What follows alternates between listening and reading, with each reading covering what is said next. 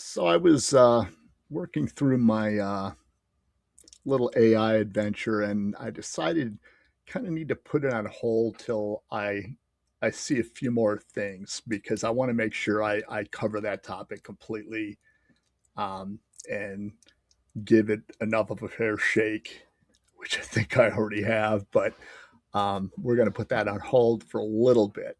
And I thought, what I would do is I would tell you, the story of how I got started as an artist. And I got started as an artist in the video game industry.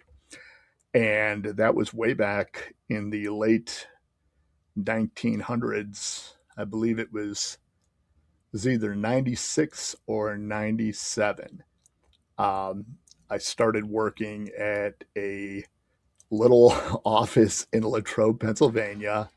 It was Take Two Interactive, and how they ended up in Latrobe, I don't know. But I grew up in the Cleveland area, so I was really close to Latrobe within a couple hours, and I had a pretty decent job at the time. I was working for Diebold in Canton, Ohio, home of the National Football League Hall of Fame, and Diebold were actually we were trying to do they wanted to do a coin return on the ATMs, but I digress. So I left there and I did take a little bit of a cut and pay, but I felt like this was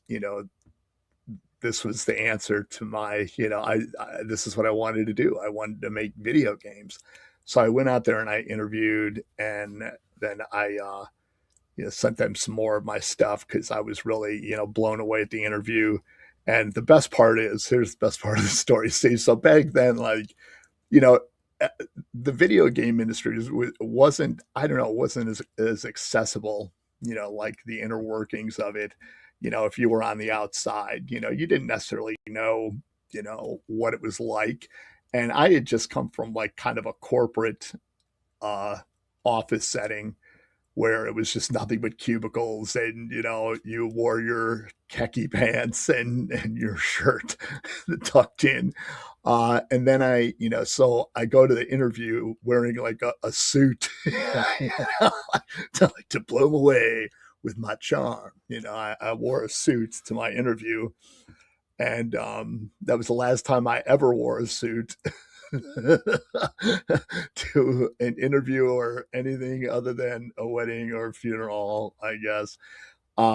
So I got my foot in the door, and that was a pretty interesting place uh, at that particular time. I was in what they called the Nintendo, division. We were, this is at N64, I believe, at the time, and so I was on, that group or in that group. And then there was another group on the floor below us, I think, and they did PC games. And I guess the first published title that I had was Jet Fighter 2 Afterburn. That was the first actual, that I had art in. I I did the some of the cover art, and I built that. What was it at the time? I think an F-22 that's on the cover of the box.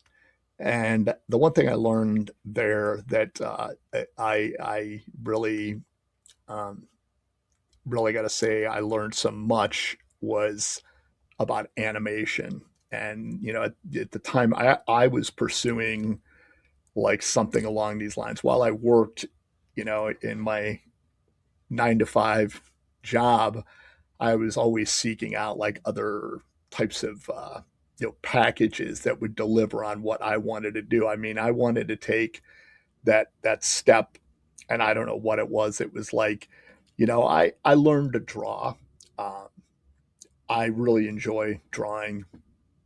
Uh, but I kind of hit a wall with it because I'm not great at it, and I have limitations, and I see that, and I still think, I can draw fairly well, but um, it's nothing that I would say is earth shattering. I'm not breaking new ground on any of my art, but I've always had this passion to be able to, with video games, and I was always looking to where video games were going and where they were heading.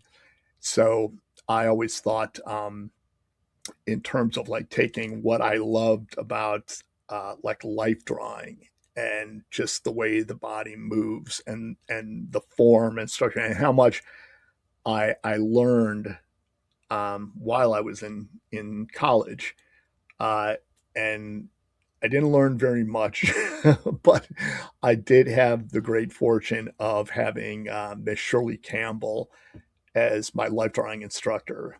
And I'm going to pop up her picture and I'm going to give her nothing but praise.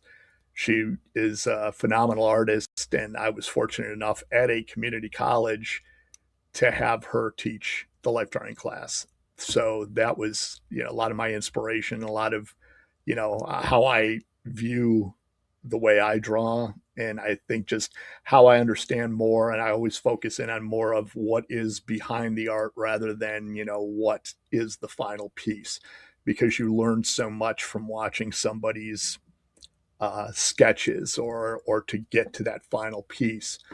But my calling was being like a 3D artist. I was already working in 3D, and this was right at the advent. Like, I'd gone to a tech school, and I got out of that tech school in 2 years, and I think I spent 2 minutes in AutoCAD. Is what it felt like.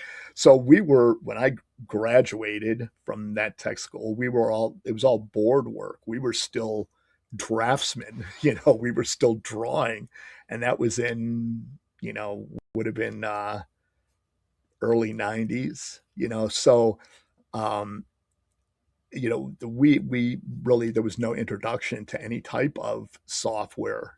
For me, it was all learn on learn on the job, and sometimes you learn more than other people, and you just, everybody kind of puts their ideas in. It's like, okay, that's cool, now we got this working.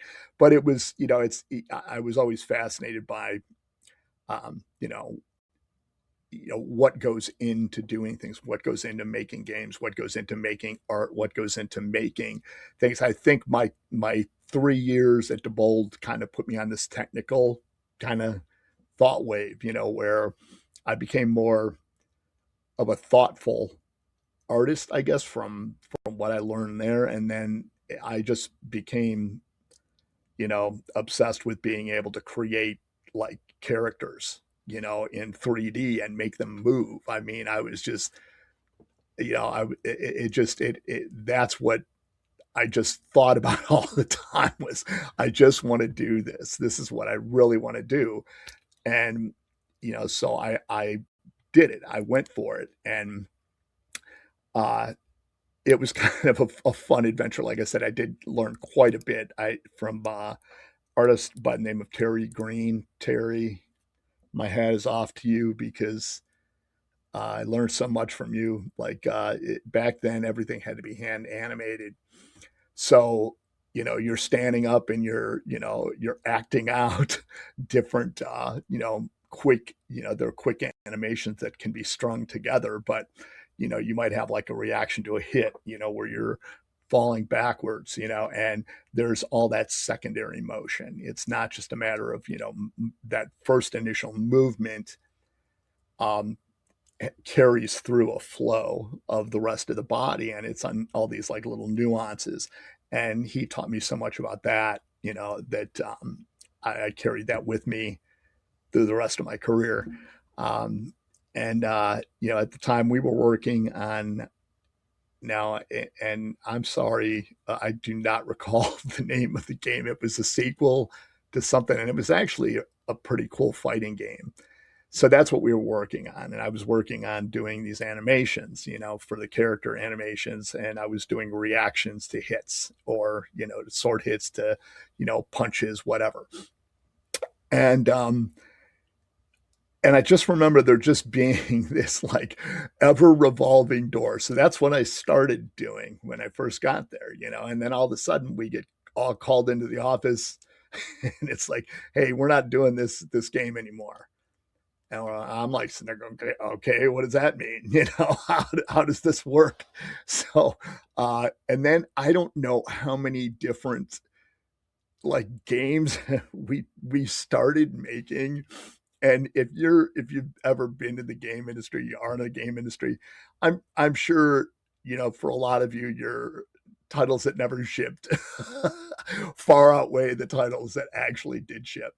You know, for all the time you spend working on something and to have it canceled, you know, and you have nothing to show for it. It's like, well, that was a great experience, but uh, you know, so we kept revolving, hitting this like, okay, well, we're going to do something like this. So start thinking about this, and then and then we get called in, and it'd be like, oh no, you know, uh, company A is doing a game just like that. So we're not going to do that. We're going to do this. We're going to do this other game.